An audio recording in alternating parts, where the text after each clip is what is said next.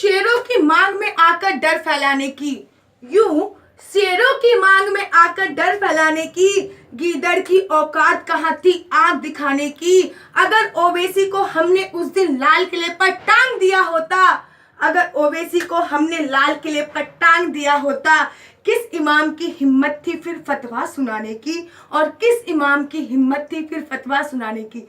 मेरी पंक्तियों के माध्यम से आप लोगों को काफी हद तक मेरी कविता का विषय पता चल गया होगा।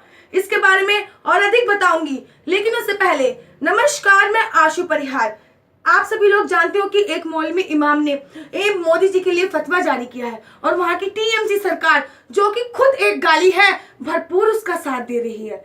जब हमारा एक दोस्त, हमारा एक भाई, हम लोगों के बीच में से एक उपदेश राणा वहां तक पहुंचा, वो फेसबुक का बोकर नहीं था, वो वहां तक पहुंचा, तो कोई भी उसका साथ नहीं दे रहा है, क्योंकि सब गांधीवादी के सिद्धांतों पे चल रहे हैं। तो सुनो, जब कोई उसका साथ नहीं दे रहा तो मैं बोलती हूँ कि अकारण हमें भी युद्ध के प्रशंसक नहीं है, अकारण हम भी युद्ध के प्रशंसक नहीं है, मगर सुन ले ए इमाम, अहिंसक है हम, नपुंसक नहीं है। वरना जिस दिन हमने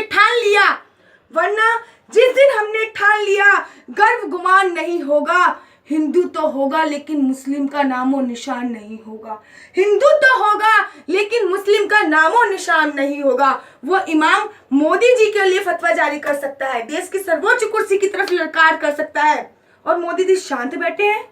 मैं मोदी जी को बहुत मानती हूँ, बहुत बड़ी सपोर्टर हूँ उनकी, लेकिन वो शांत क्यों बैठे हैं तो नहीं देखा जा रहा मुझसे ये। और मेरी कलम बोल उठी कि बहुत हो चुका मोदी जी, ये मौन तुम्हारे खलते हैं, बहुत हो चुका मोदी जी, ये मौन तुम्हारे खलते हैं। रोज गद्दारों की बातों से जिगर हमारे जलते हैं। देशद्रोहियों को थोड़ा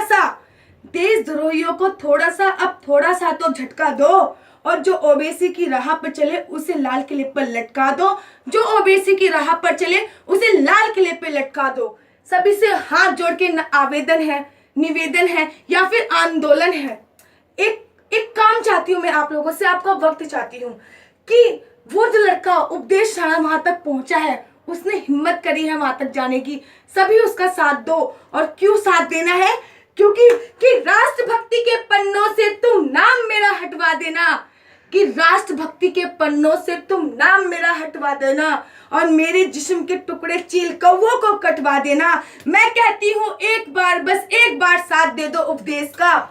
मैं कहती हूँ बस एक बार तुम साथ दे दो राणा जी का, और इस इमाम का दाढ़ी का एक बाल भी रह जाए तो मुझे इंचों में बंटवा देना, इंचों में बंटवा देना। जय श्री राम, जय हिंद, जय भारत।